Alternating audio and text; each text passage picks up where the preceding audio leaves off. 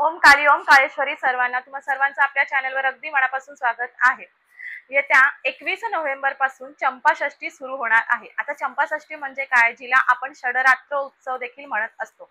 आता हे उत्सव कोणाचा आहे, तर हे उत्सव आपल्या पूर्ण महाराष्ट्राचं, पूर्ण कर्नाटक भागाचं, पूर्ण महाराष्ट्राचे पूर्ण जनतेचं आराध्य देव कुलदेव म्हणजेच मल्हारी मार्तंड आपले खंडोबाराव यांची आपल्याला नवरात्र 6 दिवसांची नवरात्र ही साजरी करायची आहे। या 6 दिवसांच्या नवरात्रीला षडरात्र उत्सव असं म्हटलं जातं। त्याला चंपाषष्ठी असं देखील आपण म्हणतो। मार्गशीर्ष महिना ज्या दिवसांपासून सुरू होतो त्या मार्गशीर्ष महिन्याच्या प्रथम दिवसापासून ते मार्गशीर्ष महिन्याच्या षष्ठी म्हणजे 6व्या दिवसापर्यंत हे षडरात्र उत्सव सुरू असतं। पहिल्या दिवसापासून म्हणजेच 21 नोव्हेंबर 2025 रोजी आपला हा चंपाषष्ठीचा उत्सव सुरू होणार आहे आणि षष्ठीला म्हणजेच 26 नोव्हेंबर 2025 रोजी आपल्या ह्या चंपाषष्ठी षडरात्र उत्सवाची आपली सांगता होणार आहे। आता हे नवरात्र हे आपण कोणासाठी करायचं आहे, तर आपल्या जगभरातील म्हणजे पूर्ण महाराष्ट्राचं, पूर्ण कर्नाटक भागाचं पूर्ण आराध्य देव, पूर्ण आपल्या महाराष्ट्राचं कुलदैवत जे आहे खंडोबा महाराज मल्हारी मार्तंड यांचा आपल्याला 6 दिवसांची नवरात्र षडरात्र उत्सव आपल्याला साजरी करायची आहे। ज्याप्रमाणे आपण शारदीय नवरात्र उत्सव, चैत्र नवरात्र उत्सव, त्याचबरोबर आपण गुप्त नवरात्री देखील साजरी करत असतो। तर ही सर्व सेवा आपण आपल्या भगवतीसाठी, आपल्या कुळदेवीसाठी करत असतो। जी काही म्हणजे ही सेवा करतोय ती आपण शक्ती स्वरूप ज्या आहेत देवी त्यांच्यासाठी आपण करत असतो। तर आता हे नवरात्र हे उत्सव जे आहे हे आपल्याला आपल्या कुळदेवासाठी करायचं आहे। आता प्रत्येकाचाच कुळदेव मल्हारी मार्तंड आहे, कोणाचे कुळदेव हे ज्योतिबा आहेत। तर म्हणजे कुळदेव भलेही नावं वेगवेगळी आहे, परंतु हे सर्व काही शिवाचेच अवतार आहेत। तर पूर्ण महाराष्ट्राचं, कर्नाटक भागाचं पूर्ण आराध्य देव कुळदैवत हे खंडोबा महाराज आहे आणि प्रत्येकाचं कुळदेव म्हटलं तर आपल्याला आपली सेवा ही कुळदेवांची नक्कीच करायची आहे। ज्याप्रमाणे प्रत्येक घरामध्ये आई आणि वडील असतात, त्याचप्रमाणे प्रत्येक कुळाला, प्रत्येक कुटुंबाच्या प्रत्येक घरामध्ये कुळदेवी आणि कुळदेव असतात। ते आपले आई आणि वडील आहेत, ते आपल्या कुळाचं संरक्षण करत असतात। मग अगदी ज्याप्रमाणे आपण आता नुकतीच नवरात्र उत्सव सुरू म्हणजे नवरात्र उत्सव आपण साजरी केलेली आहे, अगदी त्याप्रमाणे आईची सेवा आपली करून झालेली आहे। आता आपल्याला सेवा करायची आहे तर ती म्हणजे आपल्या वडिलांची सेवा करायची आहे। बघा, आईला आपल्याला विशेष मान द्यावा लागत नाही, आई आपल्यावरती कधीही रुसत नसते, परंतु आपले वडील असतात त्यांना आपल्याला थोडाफार मान हा नक्कीच द्यावा लागतो। नाहीतर वडील हे आपल्यावरती रागवतात, आपल्यावरती रुष्ट होतातच। आता फक्त देवांच्याच बाबतीत नव्हे तर बघा, आपले देखील वडील असतील, आपण त्यांना विचारत नसू, आपण त्यांचा सल्ला घेत नाही तर त्यांना राग येतो, परंतु आपल्या आईचं तसं नसतं। आई आपल्या सर्व चुका काही पोटामध्ये घेते आणि सर्व वेळेस ती आपल्या नेहमी पाठीशी उभी राहते। तिची आपण तिच्या समोर जाऊन तिला फक्त हसत मुखाने आई असं तिला उद्गारलं तरी देखील ती समाधानी होते। परंतु आपल्या वडिलांचं तसं नसतं, आपल्या वडिलांना मानपान हा नक्की द्यावा लागतो। म्हणून बघा, पितृपक्षामध्ये पण जेव्हा आपण आपल्या घरातील जे म्हणजे ज्यांचे आई वडील दोघेही नसतील तर त्यांनी त्यांच्या वडिलांच्या तिथीलाच ते त्यांच्या आईची देखील तिथी करत असतात, त्यांचं देखील श्राद्ध जेवण त्या दिवशी घालत असतात। कारण की आणि फक्त जे आयोनवमी असते त्यावेळेस फक्त ज्या स्त्रिया गेलेल्या असतात, लग्न झालेल्या स्त्रिया ज्या देवाघरी गेलेल्या आहेत त्यांचं आपण आयोनवमी करतो। त्या दिवशी आपण वडिलांचं जेवण आपण त्या दिवशी घालत नाही, ज्यांचे वडील हयात नाहीत त्यांच्यासाठी मी हे बोलत आहे। ज्या वेळेस आपण वडिलांचं करतो तेव्हा आपल्या आईला देखील त्या ठिकाणी आपण नक्कीच बोलवत असतो आणि ती नक्कीच त्या ठिकाणी येत असते, तिला आपल्याला विशेष असा मानपान द्यावा लागत नाही। परंतु वडिलांचं तसं नसतं, त्याप्रमाणे आपल्या कुळदेवाचं देखील तसं नसतं। वर्षभरामध्ये आपण आपल्या घरामध्ये दुर्गा सप्तशतीचे पाठ करत असतो। आपल्या कुळदेवीची आपण काही कुठलाही समारंभ असेल, काहीही असेल, कुठलाही महोत्सव असेल तर कुळदेवीला नक्कीच आपण तिची मान सन्मानपूर्वक ओटी भरत असतो। आपल्या जवळपास कुठे मंदिर असतं देवी भगवतीचं, कुठल्याही शक्ती स्वरूप देवी भगवतीचं मंदिर असेल, महालक्ष्मीचं असेल, अंबाबाईचं असेल, अगदी कोणतंही दुर्गा देवीचं मंदिर असेल, कोणतंही भगवतीचं मंदिर असेल, ज्या ठिकाणी आपण नेहमी जात असतो आणि तिकडे तिची ओटी देखील आपण भरत असतो। परंतु वर्षभरामध्ये आपण आपल्या कुळदेवाचं विशेष करून आपण सेवा आपल्याकडून होत नाही आणि 90% घरांमध्ये ह्या सेवा देखील केल्या जातच नाही। अगदी बोटांवरती मोजण्या इतकी घरं असतात ज्या ठिकाणी अगदी कुळदेवीप्रमाणे कुळदेवतेचं देखील त्या ठिकाणी सेवा केली जाते। बघा, ज्या घरामध्ये कुळदेवी आणि कुळदेवाची सेवा केली जाते, उपासना केली जाते, त्या घरामध्ये कोणत्याही प्रकारचे दोष लागत नाही, कुठल्याही प्रकारचं अडचण, समस्या, संकट त्या घरावरती येत नाही. म्हणून प्रत्येक वेळी जेव्हा आपण आपल्या कुळदेवीची सेवा करतो तेव्हा आपल्याला आपल्या कुळदेवाची देखील सेवा ही नक्कीच करायची असते. आता जे कोणी करतच नाही आहेत वर्षभरामध्ये, तर त्यांनी हा चंपाषष्ठीचा उत्सव अगदी महत्वाचा आहे तुमच्यासाठी, अगदी गोल्डन ऑपॉर्च्युनिटी तुम्ही म्हटलात तरी देखील चालणार आहे. तुमच्याकडून काहीही सेवा झाल्या नाही तरी देखील चालेल, फक्त तुम्ही 6 दिवस मल्हारी मार्तंड नावाचं आपण नक्कीच त्यांच्यासाठी, त्यांच्या नावे आपण उपवास तरी नक्कीच करू शकतो. आता बघा, ज्याप्रमाणे आपण देवीची सेवा करतो, पूजा करतो, कुळदेवीचे उपवास मंगळवार किंवा शुक्रवार असे कुळदेवीचे वार असतात, त्या दिवशी घरातील जी कुळस्त्री असते, महिला असते, ती हे उपवास व्रत करत असते. अगदी त्याप्रमाणेच मल्हारी मार्तंडाचे आपल्याला व्रत करायचं असतं, उपवास असतो. रविवारचा मल्हारी मार्तंडाचा वार असतो. घरातील पुरुष मंडळीने जे घरातील कर्ता पुरुष असतो, मूळ पुरुष असेल, कुळ पुरुष किंवा घरातील इतर कुठलाही मुलगा असेल, तरुण असेल, लहान असेल, त्यांनी देखील उपवास केला तरी देखील अतिउत्तम राहील. कारण की तुमच्या कुटुंबावरती तुमच्या कुळदेवीची आशीर्वाद तर आहेत, त्याचबरोबर कुळदेवाचे देखील तुमच्यावरती भरपूर प्रमाणामध्ये कृपा आशीर्वाद नक्कीच मिळतील. तर आपल्याला या चंपाषष्ठीच्या निमित्ताने आपल्याला काय सेवा करायची आहे, तर बघा, आपल्याला श्री मल्हारी सप्तशती या ग्रंथाचं आपल्याला पारायण करायचं आहे, पाठ करायचा आहे. आता कोणाकोणाच्या घरामध्ये बघा, चंपाषष्ठीच्या काळामध्ये षडरात्रोत्सवामध्ये कोणाकोणाच्या घरामध्ये नवरात्र ज्याप्रमाणे आपण घटस्थापना करत असतो, अगदी त्याप्रमाणे मल्हारी मार्तंडाची देखील घटस्थापना होते. आता ज्या घरामध्ये मल्हारी मार्तंडाची वारी असते, गादी बसवलेली असते, त्या ठिकाणी प्रत्येक आवर्जून जे आहेत, जे वाघ्या मुरळी आहेत, ते त्यांच्या घरामध्ये नक्कीच मल्हारी मार्तंडाचे घट बसवत असतात. परंतु तुम्ही तुमच्या घरात घट बसवत नाही तर काही हरकत नाही, परंतु 6 दिवस सेवा तरी तुम्ही नक्कीच करू शकता. सेवा करण्यासाठी तुम्हाला कोणीही रोखू टोकू शकत नाही. आता जर तुमच्या घरामध्ये चालतच नाहीये सेवा करणे, ते म्हणजे घरामध्ये सारखं तुम्हाला बोलत असतील, प्रत्येक वेळी ही सेवा ती सेवा करत असता, हे ते तुम्हाला जर बोलत असेल, तर मानस पूजा केली तरी देखील चालणार आहे. देव हा भक्तीचा विषय आहे, भीतीचा विषय नाही. म्हणून आपण जी काही सेवा करतो अगदी श्रद्धेने आणि 100% विश्वास ठेवून केली तरी देखील चालणार आहे. तुम्ही स्वामींची मानस पूजा करत असाल तर त्याच प्रकारे मानस पूजा आपण आपल्या मल्हारी मार्तंडाची या 6 दिवसांच्या काळात केली तरी देखील चालणार आहे. त्याचप्रमाणे आपल्याला आपल्या कुळदेवताचं कृपाशीर्वाद पूर्ण वर्षभर आपल्या घरामध्ये राहण्यासाठी, त्यांची आपल्या घरामध्ये सुख समृद्धी वाढण्यासाठी, त्याचबरोबर आपल्या कुळदेवाचा आशीर्वाद आपल्या घरामध्ये लागल्यामुळे आपल्या आर्थिक परिस्थिती मजबूत होते. घराला पितृदोष असेल तर तो देखील संपण्यास मदत होतो. घरामध्ये मुलाबाळांची लग्न काही रखडलेली असतील ती देखील मार्गी लागतील. त्यांच्या आयुष्यामध्ये देखील विवाह योग्य म्हणजे विवाह योग लवकरात लवकर येतो. योग्य असं वर त्यांना वधूवर त्यांच्या आयुष्यामध्ये लवकरात लवकर येतो.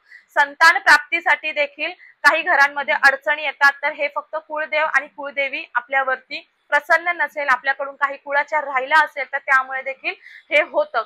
ते संकेत असतात आपल्याकडे, आपण फक्त हे समजून घ्यायचं आहे आणि ह्या संकेत मध्ये काय आपल्याला अर्थ निघतो आणि त्याच्यावरून आपल्याला काय मार्ग काढायचा आहे हे आपल्यावरती असतं. म्हणून आपल्याला काही ना काहीतरी संकेत कुठले तरी म्हणजे कुठल्याही मार्गाने आपले कुळदेव कुळदेवी हे नक्की देतच असतात. आता मल्हारी सप्तशती मी तुम्हाला सांगितलेलं आहे, श्री मल्हारी सप्तशती आपल्याला ग्रंथाचं पारायण करायचं आहे. हे पारायण आपल्याला पूर्ण 6 दिवस करायचं आहे. ज्यांना शक्य आहे तर त्यांनी पूर्ण 6 दिवस प्रत्येक दिवशी एक एक पाठ करा, एक एक पारायण करा. मल्हारी सप्तशती या ग्रंथामध्ये पूर्ण 14 अध्याय आहेत. पूर्ण 14 अध्याय आपल्याला एकाच वेळेस एका बैठकीमध्ये पूर्ण वाचायचे आहेत, पूर्ण करायचे आहेत. पूर्ण पाठ एकाच बैठकीमध्ये करायचं आहे. आता आपल्याला काय करायचं आहे, सर्वात प्रथम 21 नोव्हेंबरला आपला पहिला दिवस आहे मल्हारी षडरात्रोत्सवाचा. तर आपण प्रत्येकच जण आपल्या घराची, देवघराची स्वच्छता छान करून घ्यायचं आहे. गोमूत्र, गुलाबजल, गंगाजल सर्वीकडे शिंपडून घ्यायचं आहे. घर अगदी स्वच्छ करायचं आहे. घराचं वातावरण अगदी सुखाचं वातावरण, आनंदाचं करून घ्यायचं आहे. देवघराची पूजा करायची आहे. प्रत्येक देवी देवताला अभिषेक करायचा आहे. तुमच्याकडे घट बसवत असतील तर घट देखील तुम्ही बसवून घ्या. त्याच्यानंतर मल्हारी सप्तशती ग्रंथ आपल्याला घेऊन यायचा आहे. तुमच्याकडे असेल तर तो आपण कंटिन्यू करायचा आहे. मल्हारी सप्तशती हा ग्रंथ ज्या ठिकाणी पूजेचं साहित्य मिळतं त्या ठिकाणी तुम्हाला इझिली अवेलेबल होईल, किंवा अजून 5 ते 6 दिवस आहे तर तुम्ही Amazon, फ्लिपकार्ट वरती मागवलात, ऑनलाईन मागवलात तरी देखील तुमच्यापर्यंत ते लवकरात लवकर पोहोचेल.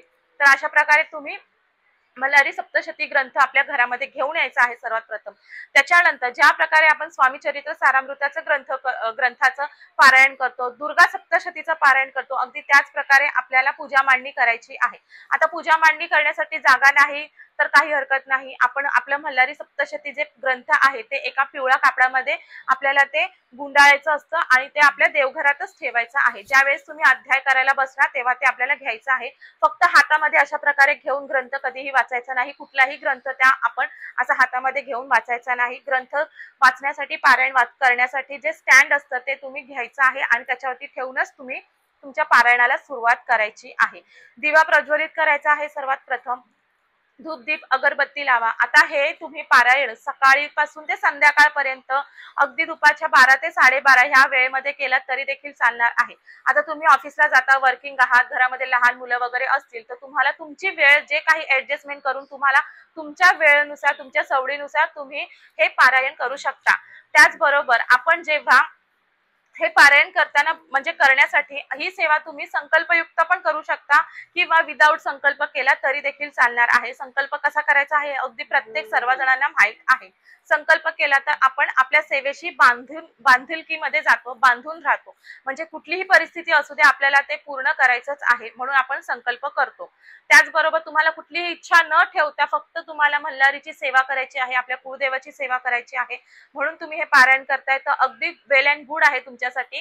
कारण काहीही म्हणजे कुठलाही स्वार्थ न ठेवता तुम्ही ही सेवा करताय तर नक्कीच तुमची सेवा ही नक्कीच मल्हारीपर्यंत 100% पोहोचेल आणि तुमच्यावरती तुमच्या कुटुंबावरती मल्हारीची कृपा आशीर्वाद नक्कीच भेटणार, तुमच्या पदरामध्ये ते पुण्यफळ नक्कीच मिळेल। तर तुम्हाला आता काय स्टार्टिंगला करायचं आहे हे समजलंच असणार आहे। त्याचबरोबर त्याच्यानंतर आपण आसन घेऊन खाली बसायचं आहे, जमिनीवर फरशीवरती थेट बसायचं नाही, आसन घेऊनच आपल्याला बसायचं असतं। आसनावरती बसून झाल्याच्या नंतर संकल्प करायचा आहे। संकल्प करणे न करणे तुमची इच्छा आहे, तुमच्या मनावरती आहे। आता मल्हारी सप्तशती हे ग्रंथ आहे त्याच्यामध्ये सर्वात प्रथम अनुक्रमणिका असते, इंडेक्स असतं, ते बघून तुम्ही त्या प्रकारे तुम्ही अध्याय करू शकता, रोज वाचू शकता किंवा एका बैठकीमध्ये पूर्ण 1 ते 14 अध्याय आहेत ते तुम्ही एका बैठकीमध्ये पूर्ण वाचायचे आहे। वाचताना कोणाशीही इतर बोलायचं नाही, काही नाही, फक्त तुम्ही आणि तुमचा ग्रंथ एवढंच तुम्हाला त्या ठिकाणी ठेवायचं आहे। ग्रंथ वाचून म्हणजे पूर्ण 1 ते 14 अध्याय होण्यासाठी अगदी आपल्याला 1.5 तास लागतो। आता तुमच्या वाचण्याच्या स्पीडवर ते अवलंबून आहे, तुमची वाचण्याची स्पीड कशी आहे त्या प्रमाणे तुम्हाला वेळ लागू शकतो।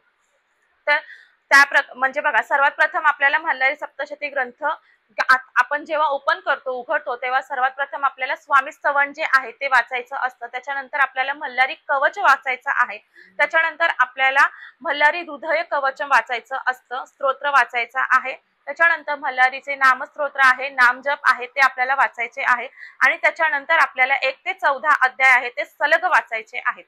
अशा प्रकारे आपलं एक पारायण एका बैठकीमध्ये एकाच वेळेस पूर्ण होणार, त्याला आपलं एक पारायण झालं असं, एका दिवसाचं एक पारायण झालं असं गृहीत धरायचं आहे। आता आणि हे पारायण वाचून झाल्याच्या नंतर खंडोबा महाराजांची आरती करायची आहे। खंडोबा महाराजांना आपल्याला नैवेद्य दाखवायचा आहे। आता नैवेद्य काय दाखवायचा आहे तर नैवेद्य तुम्ही एखादं फळ दाखवू शकता, मिठाई दाखवू शकता किंवा दूध साखरेचा नैवेद्य दाखवला तरी देखील चालणार आहे। अशा प्रकारे प्रत्येक 6 दिवस म्हणजे पूर्ण 6 दिवस आपल्याला असं पारायण करायचं आहे। आता ज्यांना पूर्ण पारायण एका बैठकीमध्ये करणं शक्य नाही, एका बैठकीत 14 अध्याय वाचणे शक्य नाही, तर तुम्ही तुमच्या सवडीनुसार पूर्ण ह्या 6 दिवसाच्या काळामध्ये तुम्ही 1 पारायण करा, 2 करा, 3 करा, अगदी तुमच्या इच्छेवरती तुम्हाला जेवढे पारायण करायचे आहे तेवढं तुम्ही पारायण करू शकता। प्रत्येक दिवशी तुम्हाला 2 अध्याय 3 अध्याय वाचायचे आहेत, म्हणजे तुम्ही निवडा किती अध्याय तुम्हाला वाचायचे आहेत तसे तुम्ही निवडा, तेवढे अध्याय वाचा, खंडोबा महाराजांची आरती करा, नैवेद्य दाखवा। प्रत्येक 6 दिवस आपल्याला हे करायचं आहे। 6व्या दिवशी म्हणजे चंपाषष्ठीच्या दिवशी आपल्याला आपल्या ह्या ग्रंथाचं उद्यापन करायचं आहे। आता उद्यापन करायचं आहे तर काय करायचं आहे, त्या दिवशी तळी भंडारा देखील उचलला जातो, तळी भंडारा केला जातो। प्रत्येक घरामध्ये ज्यांचं कुळदेव खंडोबा महाराज आहे त्या घरामध्ये तळी भंडारा हा केलाच जातो। तर आपल्याला नैवेद्य देखील खंडोबा महाराजांना त्या दिवशी विशेष प्रकाराचा दाखवायचा असतो। त्याच्यामध्ये आहे बाजरीची भाकरी आहे, वांग्याचं भरीत असेल, कांद्याची भाजी आहे, कांद्याच्या पाती, हिरवा पातीचा कांदा असतो त्याची भाजी असते, अशा प्रकारे आपल्याला नैवेद्य तयार करायचा आहे। त्याचबरोबर गोडाचा नैवेद्य म्हणजे पुरणपोळी देखील आपल्याला तयार करायची आहे, घरामध्ये बनवायची असते। असा पूर्ण नैवेद्य, सात्विक नैवेद्य आपल्याला घरामध्ये तयार करायचा आहे। आता आपलं जे 6व्या दिवसाचे जे ग्रंथ पारायण आहे, एक पाठ करायचा असेल तर तुमचा एक पाठ किंवा मग तुम्ही जेवढे अध्याय करत आहात तेवढा अध्याय तुमचा झाल्याच्या नंतर आरती करून घ्या आणि आपलं जे काही नैवेद्य आपण केलेला आहे तो नैवेद्य महाराजांना दाखवायचा आहे, आपल्या मल्हारी मार्तंडांना दाखवायचा आहे। आणि त्या दिवशी म्हणजे आपलं उद्यापन आहे, तर त्या दिवशी आपल्याला 5 किंवा 7 मुलांना घरी आपल्या मान सन्मानपूर्वक बोलवायचं आहे, त्यांना हळद कुंकू अर्पण करायचे आहे। मेन म्हणजे आपल्याला त्यांना भंडारा लावायचा असतो, भंडारा त्यांना अर्पण करायचा आहे। त्यांचे पाय वगैरे धुवून घ्या, भंडारा अर्पण करा, बसण्यासाठी छान आसन द्या त्यांना आणि त्याच्यानंतर त्यांना त्यांच्या डोक्यावरती टोपी ही अवश्य ठेवा। परत त्याचबरोबर त्यांना एखादा शाल किंवा छोटासा रुमाल किंवा छोटासा आपण टॉवेल दिला तरी देखील चालणार आहे। त्याच्यानंतर त्यांना आपल्या घरामध्ये ते मल्हारी स्वरूपामध्ये आलेलं आहे अशा प्रकारे आपण त्यांचं पूजन करायचं आहे। ज्या प्रकारे आपण कन्या पूजन करतो अगदी त्या प्रकारे आपल्याला त्या मुलांचं पूजन करायचं आहे। त्याचबरोबर आपण जे काही जेवण घरामध्ये केलंय ते जेवण त्यांना आपण जेवू घालायचं आहे। आपल्या यथाशक्ती, आपल्या इच्छेने आपण त्यांना यथाशक्ती आपण दान धर्म आपलं करायचं आहे, म्हणजे आपण दक्षिणा द्यायची आहे। त्यांना काही भेटवस्तू, तुमच्या इच्छेने काही भेटवस्तू तुम्हाला द्यायची आहे तर ती तुम्ही भेटवस्तू त्यांना देऊ शकता।